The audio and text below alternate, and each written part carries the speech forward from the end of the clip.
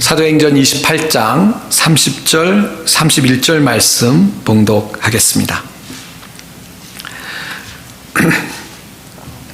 바울이 온 이태를 자기 셋집에 머물면서 자기에게 오는 사람을 다 영접하고 하나님의 나라를 전파하며 주 예수 그리스도에 관한 모든 것을 담대하게 거침없이 가르치더라.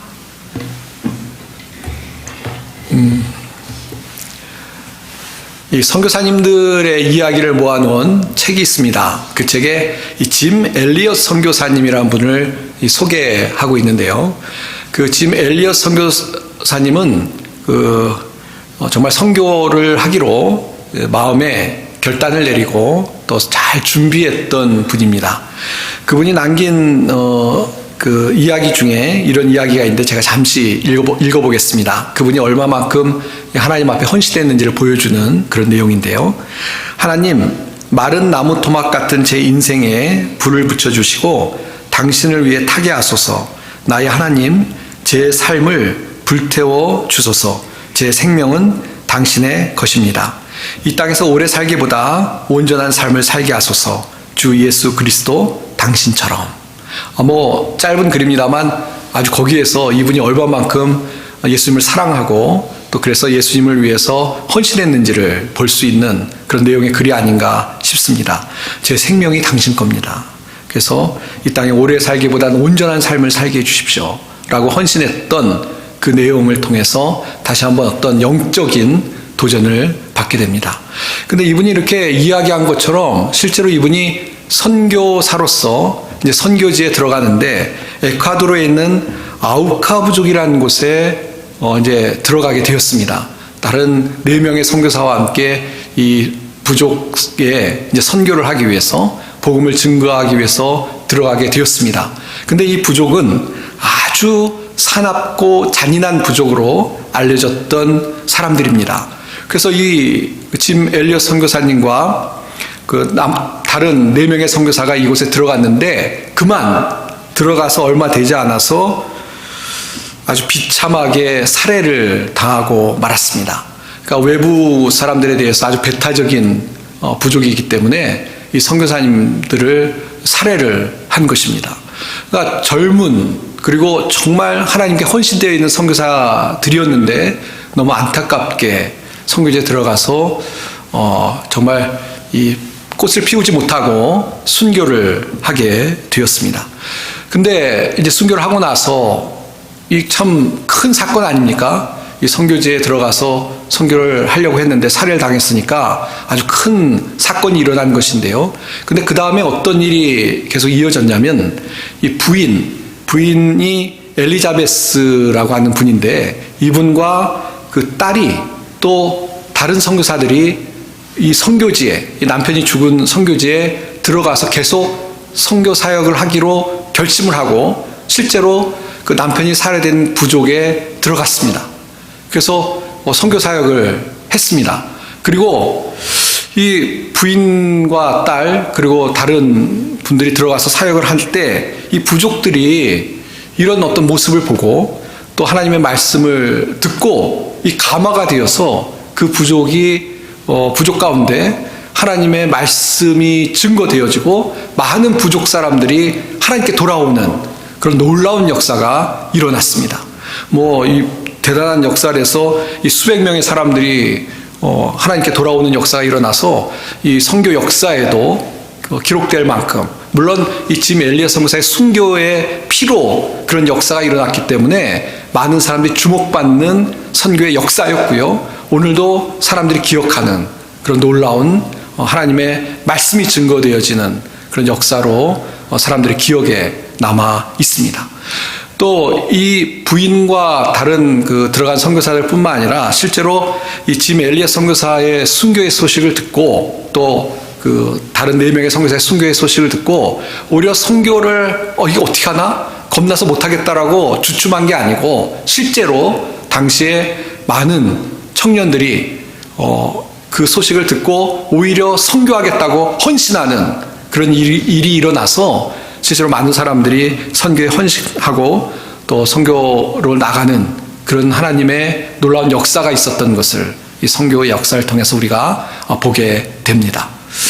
왜 이 말씀을 드리냐면 이제 사도행전을 그동안 살펴봤는데요. 오늘 이제 마지막 28장 30절 31절 말씀을 살펴보려고 합니다. 우리가 사도행전을 살펴보면서 충분히 우리가 말씀을 통해 깨달은 것은 하나님께서 성령을 부어주시고 그 성령 부음 받은 하나님의 사람들이 그 하나님 말씀대로 하나님께서 분부하신 대로 각지에 흩어져서 하나님의 복음을 증거했던 그런 모습들을 우리가 살펴보았습니다. 물론 핍박이 있었습니다. 어려움이 있었습니다. 그러나 그 어려움이 있다고 해서 하나님의 사람들이 좌절하거나 포기한 것이 아니고 오히려 하나님의 말씀을 가지고 더 열심히 정말 최선을 다해서 목숨을 내어놓고 죽음을 두려워하지 않고 복음을 증거했던 그런 모습들을 우리가 사도행전에서 살펴보았습니다. 근데 사도행전에서만 그게 끝난 것이 아니고 지금 짐 엘리엇 선교사님을 소개했습니다만 많은 하나님의 사람들이 사도행전 이후에도 복음을 증거하는 주의 사명을 감당하고 있다는 사실을 우리가 기억해야 될 줄 압니다. 그러니까 주님 오시길 때까지 복음을 증거해야 되겠는데요. 이 사명을 감당하는 하나님의 사람들이 오늘까지 역사 속에 있었고요. 오늘도 이 시간에도 하나님의 복음을 증거하는 것은 현재 진행형이 되어서 복음이 증거되어지고 있다는 사실을 우리가 기억하고요.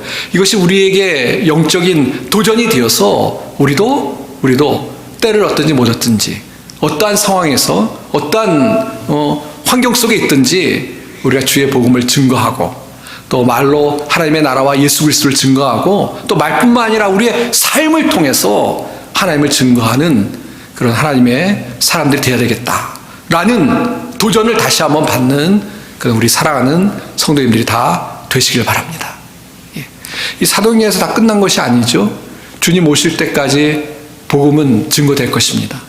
근데 하나님의 방법은 뭐냐면 하나님의 사람들을 통해서 복음을 증거하는 일을 하실 겁니다. 또 하나님의 사람들은 부족하죠. 그러나 약속하신 성령께서 하나님의 사람들을 도우셔서 이를 감당하게 하실 것을 우리가 다시 한번 기억하고 우리도 주님께서 우리에게 주신 사명을 감당할 수 있는 믿음의 사람들이 되어야 될 줄 믿습니다. 이제 오늘 본문의 말씀을 좀 살펴보려고 하는데요. 이 사도 바울이 지난주에도 살펴봤습니다만 이제 로마로 재판을 받기 위해서 가게 되었습니다. 가는 도중에 지난주에 이제 그 큰 풍랑을 만나서 어려움을 당하고 이 배가 우리가 자세한 시간이 없어서 그 앞부분만 봤습니다만 이제 파선이 되고 그러나 하나님께서 말씀하신 대로 믿노라 사도 바울이 이야기했는데요. 그 믿음대로 아무도 사람 다치지 않고 다 구출을 받게 되었습니다. 그러고 나서 이제 시간이 흘러서 결국 사도 바울이 로마에 들어가게 됩니다. 자, 근데 이 로마에 들어가서 사도 바울이 이제 포로의 몸입니다. 곧 재판을 받을 것입니다. 그 재판의 결과가 어떻게 나올지 모릅니다.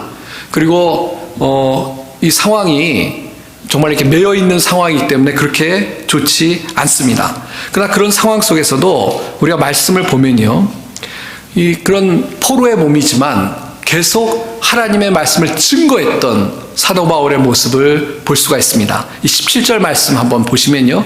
사흘 후에 바울이 유대인 중 높은 사람을 청하여 그들이 모인 후에 이르되 여러분 형제들아 내가 이스라엘 백성이나 우리 조상의 관습을 배척한 일이 없는데 예루살렘 로마인의 손에 죄수로 내어준 바 되었으니 라는 구절이 있죠. 거기 보면 그 앞부분에 사흘 후에 바울이 유대인 중 높은 사람들을 청하여 그랬습니다. 이 사도 바울이 포로의 몸이지만 자기 있는 자리에서 사람들을 청해서 그래서 그 사람들에게 예수 그리스도를 소개하고 있는 자신의 그 어떤 당황한 상황을 이야기할 뿐만 아니라 그것이 핵심이 아니죠. 그 사람들에게 결국은 이 복음을 증거하는 그런 노력을 하고 있던 사도 바울임을 우리가 알 수 있는 것입니다. 그래서 20절에 보시면 이스라엘의 소망으로 말미암아 내가 이 세 살에 메인 바 되었노라. 그러면서 이제 그 복음을 증거하는 그런 일들을 사도 바울이 하고 있는 그런 모습들을 우리가 거기서 엿볼 수가 있습니다. 자, 그 다음에 또 23절 보시면요. 그들이 날짜를 정하고 그가 유숙하는 집에 많이 오니 바울이 아침부터 저녁까지 강론하여 하나님의 나라를 증언하고 모세의 율법과 선지자의 말을 가지고 예수에 대하여 권하더라 그랬습니다. 그러니까 23절에는 아주 분명하게 직설적으로 이야기를 하고 있죠. 사도 바울에게 사람들이 이제 모여들었습니다. 그 모여든 사람들에게 아침부터 저녁까지 쉬지 않고 하나님의 나라와 예수 그리스도에 대해서 증거했다라고 성경이 이야기하고 있는 것입니다.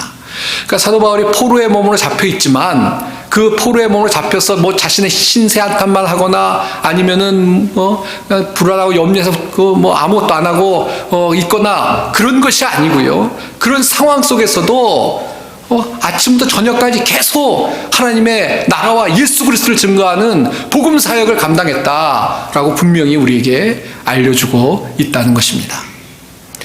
사도 바울이 이 디모데후서 4장 2절에 그런 이야기를 하죠. 너는 말씀을 전파하라. 때를 얻든지 못 얻든지 항상 힘쓰라. 범사에 오래 참음과 가르침으로 경책하며 경계하며 권하라 라는 권면을 디모데에게, 아니 믿는 사람들에게 주고 있습니다. 그러니까 말씀을 전파하라 라고 말씀하시면서 때를 얻든지 못 얻든지 말씀을 증거하라 라고 이야기했는데요. 실제로 그렇게 다른 사람에게 이야기한 것뿐만 아니라 본인이 그런 모습으로 하나님의 사명을 감당했음을 우리가 알 수가 있다는 것입니다. 예. 지금 뭐 때를 얻든지 못 얻든지라는 것은 뭐 어떤 환경에서건 그 말씀을 증거하라는 것이죠. 지금 바로 그런 모습 아닙니까? 감옥에 갇혀서 아이고 이거 뭐 감옥에 갇혔으니까 내가 뭘 할 수 있겠나? 그게 아니죠. 지금 이제 뭐 감옥이라는 것이 옥보다 어떤 그 집을 하나 얻어서 있는 거지만 뭐 이제 꼭 이렇게 몸이 자유롭지 못한 거니까 이 감옥이라는 표현은 제가 좀 잘못 쓴 것 같은데 어쨌건 그래도 감옥과 같은 그리고 자유롭지 못한 환경이지만 그 환경 속에서 계속 하나님의 나라와 예수 그리스도를 증거하고 있는 사도 바울이었다라는 것을 우리가 깨닫게 된다는 것입니다. 또 이 빌립보서 3장 12절 14절에 보시면요. 이런 말씀이 있습니다. 좀 두 절이라서 깁니다만 제가 읽어보겠습니다. 내가 이미 얻었다 함도 아니요 온전히 이루었다 함도 아니라 오직 내가 그리스도 예수께 잡힌 바 된 그것을 잡으려고 달려가노라. 형제들아 나는 아직 내가 잡은 줄로 여기지 아니하고 오직 한 일 즉 뒤에 있는 것은 잊어버리고 앞에 있는 것을 잡으려고 푯대를 향하여 그리스도 예수 안에서 하나님이 위에서 부르신 부름의 상을 위하여 달려가노라. 좀 긴데요. 핵심을 얘기하자면 이겁니다. 나는 뒤의 것은 잊어버렸다. 뒤의 것 생각하지 않는다. 푯대 앞에 있는 푯대를 향해서 달려간다 라고 이야기하고 있습니다. 이 뒤에 있는 걸 잊었다라는 것은 뭐 뒤에 내가 실수한 거, 과거의 어떤 부끄러운 거 잊어버리고 앞을 향해 달려간다라는 것일 수도 있고요. 또 하나 과거에 내가 뭐 열심히 했어요. 정말 많은 것들을 이뤘어요. 그러나 그것들을 생각하지 않고 그것들을 자랑으로 삼고 난 과거에 그렇게 했으니까 이제 좀 쉬어야지 뭐 그러지 않고 푯대를 향해서 달려간다 라고 해석할 수도 있는 줄 압니다. 전 후자가 맞는 것 같아요. 사도 바울이 정말 주를 위해서 여러 번 매를 맞기도 하고 사람들에게 핍박을 받았지만 그러나 복음을 정말 열심히 증거했습니다. 사람들을 말씀으로 양육했습니다. 그 사역을 했는데요. 그 많은 일을 해서 이제 해왔고 이 빌립보서는 전에 말씀드린 것처럼 옥중서신이라고 옥에 갇혀 있는 동안에 쓴 건데 이제 뭐 거의 하나님 자신을 부르실 거를 느끼고 알았어요. 그러나 그럼에도 불구하고 그 과거에다 이렇게 많이 했으니까 나 이제 그만, 난 좀 쉴래. 그게 아니죠. 방금 읽은 본문의 말씀 그게 아니라 내가 끝까지 푯대를 향해 달려간다. 과거에 뭘 했건 그 공로는 내가 생각하지 않고 앞을 향해서 전진한다 라고 이야기하고 있는 것입니다. 그러니까 사도 바울에게 있어서는 지금 하나님을 위해서 일하는 것이 현재 진행형인 거죠. 그러니까 과거의 끝이 아니고 완료된 것이 아니고 난 지금도 계속 주를 위해서 최선을 다하고 있고 다 할 것이다 라고 분명히 이야기하고 있는 것입니다. 그렇습니다. 사랑하는 성도 여러분, 우리가 이 신앙 생활 하는데요, 우리가 사도 바울의 고백처럼 우리도 계속 푯대를 향해서 전진할 수 있는 그런 믿음의 사람들이 돼야 될 줄 믿습니다. 예. 우리가 과거에 한 것도 중요하죠. 주를 위해 봉사하고 또 복음을 증거하고 또 과거에 섬기고 했던 것 중요하다고 생각합니다. 그러나 거기에만 매여 있어서는 안 되는 것이죠. 바로 이 순간 내가 주를 위해서 무엇을 할 수 있을까 생각하고 바로 이 순간 주를 위해서 순종하고 또 주를 위해서 복음을 증거하고 주를 위해서 사랑을 실천하고 주를 위해서 봉사하고 또 주님을 어떤 드러내기 위해서 우리의 마음속에 예수님을 닮아가는 모습으로 변화되어서 사람들에게 선한 영향을 끼치고 하는 그 일들이 바로 이 순간 우리 가운데 이루어져야 된다라는 것을 기억하고 살아갈 수 있는 우리 성도님들이 다 되시길 바랍니다. 예. 예.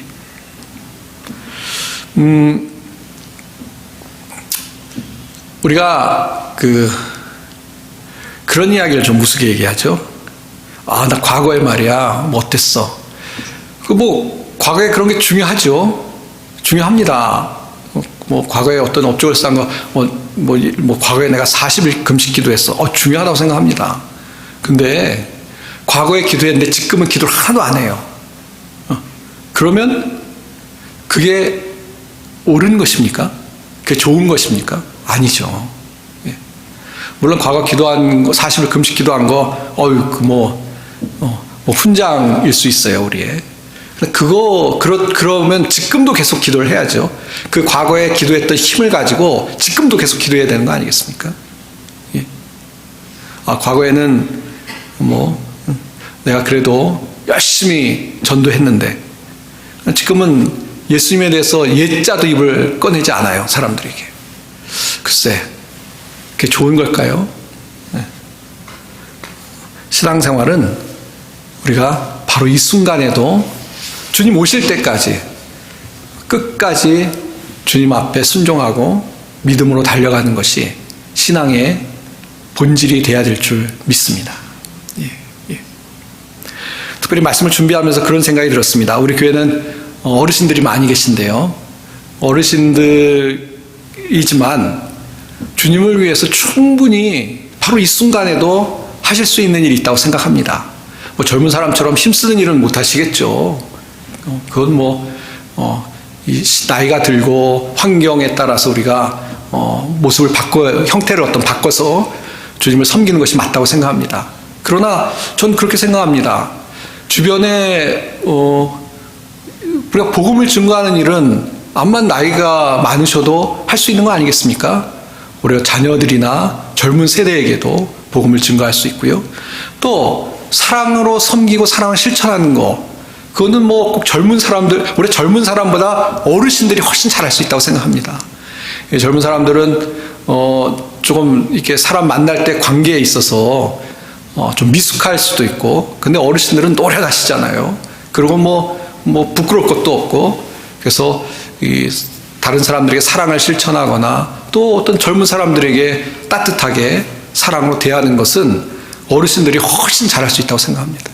할 수 있는 것이 있는 것이죠. 그리고 이제 전에도 말씀드렸습니다만, 기도는 나이가 드셔도 할 수 있는 거 아닌가 싶습니다. 물론 기도도 힘이 드는 건 사실이에요. 예, 저도 옛날에는 너무 시끄럽게 기도한다고 제가 주의까지 받았었는데요. 요즘 나이가 드니까 통성으로 기도하고 나면 진이 좀 빠지더라고요. 그래서 좀 조용히 기도하려고 하는데, 어떨 때는 부르짖어 기도해야 될 때가 있어 기도합니다만, 그러나 부르짖느냐 안 하냐 그런 어떤 형태의 문제가 아니고, 정말 하나님 앞에 기도하는 것은 주님 오시는 날까지 우리가 다 할 수 있고 또 해야 되는 주님께서 우리에게 주신 특권이자 사명인 줄 믿습니다. 예. 그러니까 어르신들도 끝까지 주님 오시는 날까지 기도하는 일에 소홀하시지 마십시오. 계속 기도하는 겁니다. 또 그렇게 기도할 때 하나님께서 우리 가운데 은혜를 더하여 주시고 또 역사하실 줄 믿습니다. 예. 예. 자, 좀 정리를 하면요, 오늘 본문의 말씀을 통해서 우리가 깨달을 수 있는 것은 사도 바울이 어떤 환경 속에서도, 그리고 특별히 이제 사실 사도 바울이 좀 알았어요. 주님이 부르실 것 같다는 거. 그런데도 그런 상황 속에서도 하나님의 나라를 증거했다는 것입니다. 31절에 있는 것처럼 하나님의 나라를 전파하며 주 예수 그리스도에 관한 모든 것을 담대하게 확신에 차서 증거했던 사도 바울의 모습을 통해서 우리도 끝까지 주님을 담대하게 증거하고 또 끝까지 주를 위해서 살아가겠다 결심하고 살아갈 수 있는 우리 사랑하는 모든 성도님들이 되시길 바랍니다. 예. 자, 하나 더 좀 생각하려는 것은 뭐냐면, 오늘 그 31절 보시면 모든 것을 담대하게 거침없이 가르치더라 라고 되어 있는데요. 이게 그 개정개혁이라는 성경을 저희가 쓰고 있는데, 옛날 개혁 성경에는 그렇게 번역하지 않고 이렇게 번역했습니다. 담대히 하나님 나라를 전파하며 주 예수 그리스도에 관한 것을 가르치되 금하는 사람이 없었더라. 또 표준 세번역이라는 번역도 이렇게 번역합니다. 그는 아무런 방해도 받지 않고 아주 담대하게 하나님의 나라를 전하고 주 예수 그리스도에 관한 일들을 가르쳤다라고 번역하고 있습니다. 약간 좀 뉘앙스가 다른 것 같죠? 지금 우리가 갖고 있는 개역 개정은 모든 것을 담대하게 거침없이 가르치더라. 이게 틀린 건 아닌데요. 근데 약간 사도 바울이 그 주격이 되어서 거침없이 가르쳤다라고 뉘앙스가 좀 풍기는 경향이 있는 것 같습니다. 근데 그 개역 성경에는 그것보다는 오히려 금하는 사람이 없었다. 그러니까 방해하는 사람이 없었다라고 번역을 하고 있죠. 그러니까 저 개인적으로는 그 번역이 더 이해하기 쉬운 번역이라고 생각합니다. 무슨 말이냐면, 좀 정리를 하면, 사도 바울이 이렇게 끝까지 어떤 환경 속에서도 굴하지 않고 복음을 증거했습니다. 하나님의 말씀을 가르쳤습니다. 그랬더니 어떤 일이 일어나냐면, 이 말씀을 듣는 사람도 있고 안 듣는 사람도 있었어요. 우리가 보지 않았습니다만 어떤 사람들은 이 말씀을 듣고 그런가 보다 믿는 사람도 있었지만, 어떤 사람들은 안 듣는 사람도 있었어요. 안 듣는 사람. 우리가 그렇지 않습니까? 복음을 증거할 때 어떤 사람들은, 준비된 사람들은 하나님 말씀을 듣습니다. 그런데 어떤 사람들은 듣지 않아요. 떠나갑니다. 그런데 그런 일이 있음에도 불구하고 낙심하지 않고 계속 말씀을 증거하고 가르치는 일을 사도 바울이 했습니다. 그게 중요하다는 말씀을 드렸습니다. 그런데 그런 가운데 어떤 일이 생겼냐면, 듣고 안 믿는 사람이 있었지만 복음을 계속 증거할 수 있도록 환경이 이루어졌다는 것입니다. 방해하는 사람, 금하는 사람이 없었다는 것입니다. 방해받지 않고 계속 복음을 증거할 수 있는 환경이 되었다는 것입니다. 이게 뭐를 가리키냐? 우리가 주를 위해서 일할 때 복음을 증거하건 또 주님의 사랑을 실천하는 일을 하건 간에 하다 보면 금방 결실이 안 나올 수 있습니다. 복음을 증거하는데 전도가 금방 안 될 수도 있고요. 선교지에 내려가서 선교사를 사역하는데 금방 어떤 눈에 띄는 변화가 안 일어날 수도 있습니다. 그러나 계속 하는 거예요. 포기하지 않고 끝까지 가는 겁니다. 자, 그런데 그렇게 갈 때 그러면 하나님께서는 안 도와주시느냐? 그게 아니라는 것입니다. 그렇게 주를 위해서 헌신하고 갈 때 하나님께서 역사하신다는 것을 오늘 본문의 말씀을 통해서 우리가 다시 한번 깨달을 수가 있다는 것입니다. 근데 이 경우에 어떤 역사가 일어났느냐? 금하는 사람이 없었습니다. 계속 증거할 수 있도록 모든 환경이 그렇게 사도 바울을 돕는 모습들을 성경이 기록하고 있다는 것입니다. 사도 바울이 로마서에 그런 이야기를 하죠. 하나님이 우리를 위하시면 누가 우리를 대적하리요? 로마서 8장에 있는 말씀인데요. 그러면서 이어서 이런 얘기를 합니다. 이 모든 일에 우리를 사랑하시는 이로 말미암아 우리가 넉넉히 이기느니라. 이 넉넉히 이긴다는 말에 주목을 좀 해봐야 되겠는데요. 우리가 주를 위해 살다 보면 싸움이 있을 수 있습니다. 어떤 영적인 싸움이요. 그러나 영적인 싸움이 있을 수 있지만 그러나 하나님께서 우리를 도우시면 하나님이 우리 편이기 때문에 넉넉히 이길 수 있다는 것입니다. 우리가 주를 위해 끝까지 달려갈 때 물론 어려움이 올 수도 있겠죠. 반대가 있을 수도 있습니다. 전에 한번 말씀드렸는데 선한 일을 하면 사람들이 다 박수 쳐주고 응원하는가? 그렇지는 않습니다. 그렇지는 않습니다. 복음 증거할 때도 아유 듣기 싫어라고 할 수도 있고요. 또 실제로 구제를 하다 보면 구제하면은 이렇게 되게 편하게 모든 사람들이 잘한다 칭찬하고 그럴 것 같은데 꼭 그런 건 아닌 것 같아요. 예. 하나 주면 2개 원하고요. 또 뭐 이런 거 줘라고 할 수도 있고 구제도 쉽지 않습니다. 그게 우리의 현실이죠.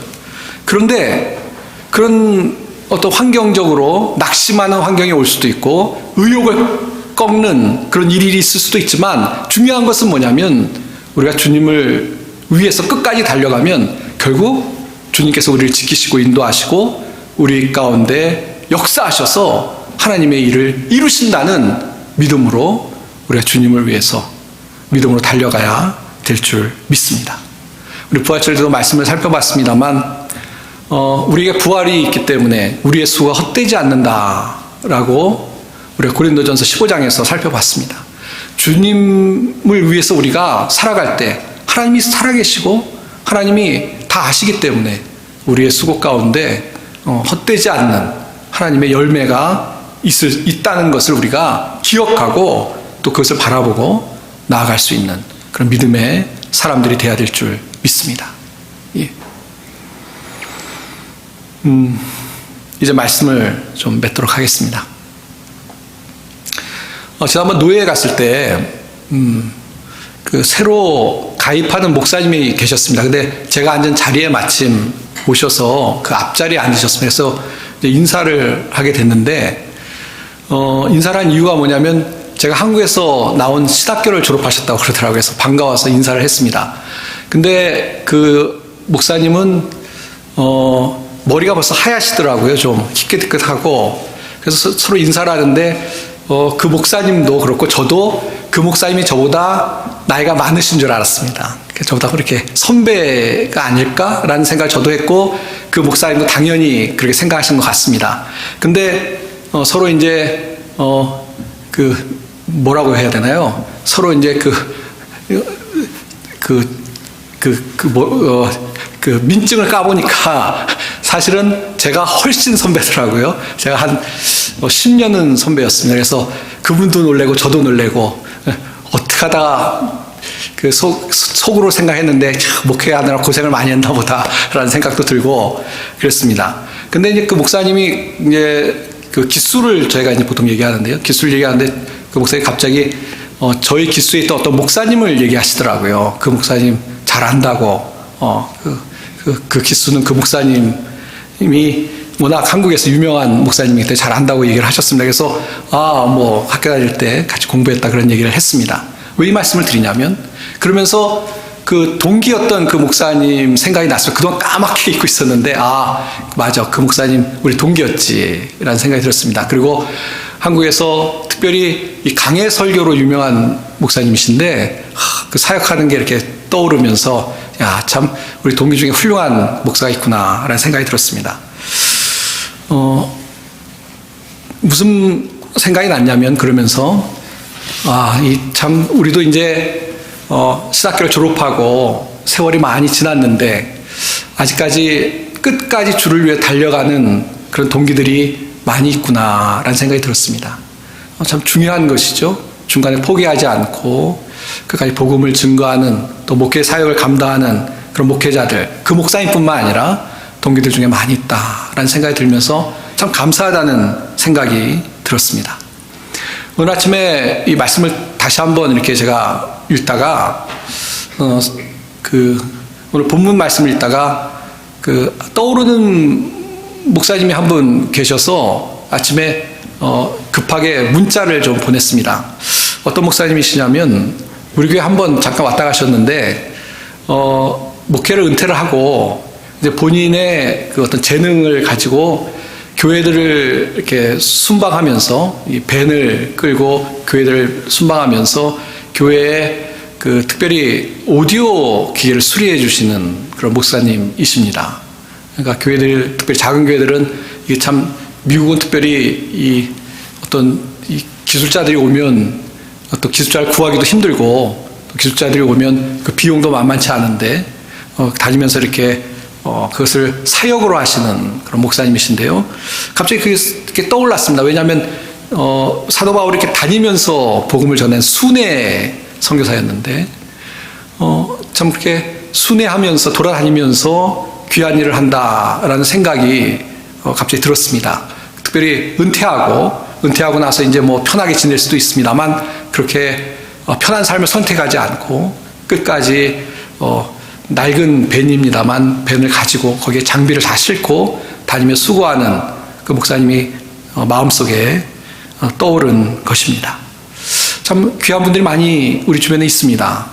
뭐 사도 바울뿐만 아니라 오늘도 계속 사도행전의 그 역사가 진행 중에 있는데요.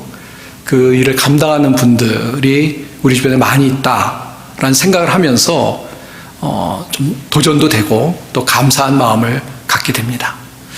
근데 뭐 사도행전의 주인공은 그런 어떤 분들뿐만 아니라 우리 모두가 사실은 어떻게 보면 하나님께 부름받은, 뭐 주인공이라는 표현은 좀 그렇습니다만 다 부름받은 하나님의 사람들인 줄 믿습니다.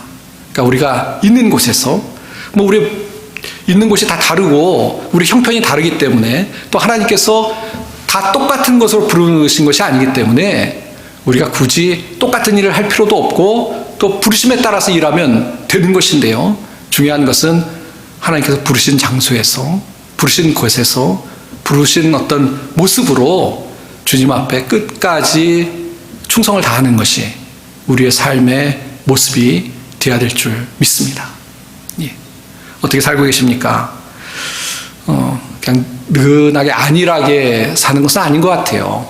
예. 물론 막 조급하고 뭐 불안하게 살라 그런 것이 아니죠. 늘 주님과 교제하면서 바로 이 순간에 내가 무엇을 해야 될까? 주님의 나라를 위해서 무엇을 할 수 있을까?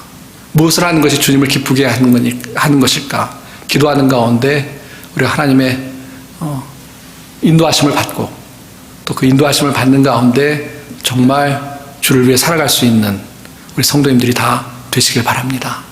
특별히 좀 강조하고 싶은 것은 우리가 주변에 좀 열심히 복음을 증거했으면 좋겠습니다. 우리가 아이다호 보이지에 살고 있는데요. 이곳에 복음을 증거해서 아직 예수 그리스도를 모르는 사람들에게 하나님을 증거하는 사명을 감당하길 원합니다. 또 이 일을 위해서 기도해 주셨으면 좋겠습니다. 기도할 때 하나님이 일하실 줄 믿습니다. 우리가 기도하고 또 주 일을 감당할 수 있는 우리가 되어야 되겠고요. 또 그렇게 일할 때 말씀 아까 나눈 것처럼 하나님이 우리와 함께 하실 줄 믿습니다. 하나님이. 예. 어떠한 장애가 있으면 장애물을 뛰어넘게 하시고요. 우리가 필요한 것이 있으면 채워주실 줄 믿습니다. 그것이 우리의 믿음 아니겠습니까? 그런 믿음으로 너무나 분명한 하나님의 도우심을 기대하고 믿음으로 달려갈 수 있는 우리 모든 성도님들이 다 되시길 바랍니다. 이번 한 주간도 주님을 위해서 또 한 주간 힘있게 살아가는 우리 모든 성도님들이 다 되시길 바랍니다. 기도하겠습니다. 하나님 아버지, 은혜를 감사합니다. 사도 바울이 로마에 와서도 정말 주를 증거하는 일에 담대하게 계속 증거했던 모습을 봅니다. 또 그렇게 담대하게 증거할 때 하나님께서 함께 하신 것을 보면서 참 우리가 어떻게 살아야 될지 다시 한번 주님 앞에 기도드립니다. 하나님 저희들을 붙잡아 주셔서 주님께서 부르시는 날까지 주님이 원하시는 삶을 살아갈 수 있는 저희들의 모습이 되게 도와주시옵소서. 특별히 하나님 우리 주변에 아직도 예수 그리스도를 모르는 사람들이 많이 있음을 봅니다. 하나님 그들에게 복음을 증거할 수 있는 저희들이 되게 하시고 또 사랑으로 본을 보일 수 있는 저희들의 삶이 되게 도와주시옵소서. 우리 아이다호 한인장로교회를 사용하여 주시길 원합니다. 주님의 뜻을 순종하고 그 뜻에 쓰임받는 교회가 되게 축복하여 주옵소서. 감사드리며 예수님의 이름 받들어 기도하옵나이다. 아멘.